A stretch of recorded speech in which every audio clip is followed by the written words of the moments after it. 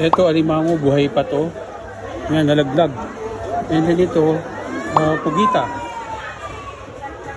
So, meron din ng tahong. Balimasag sa atin. Ito parang kamilo. Tapos ito, pagi. Yan. And then, ito, binili ko, isdang bato or parrotfish. Mura siya. Nakuha ko siya ng 9.57 dirhams or that's 100 pesos. Sea bream. Ito bunggo or malaking danggit.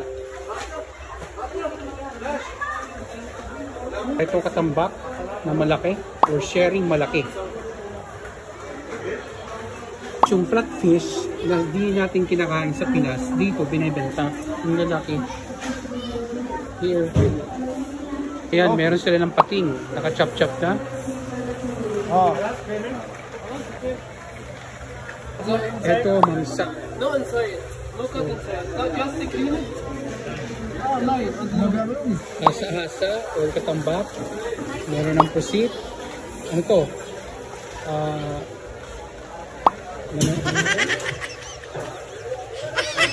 How you call it?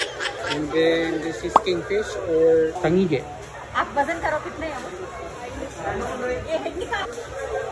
This is salmon. Yung order yan, kiluhin nila dito.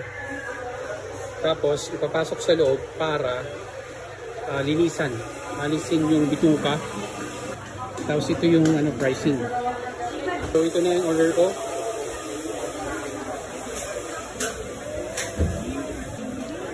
Ito na. The moment of truth. That's my order. Thank you, brother.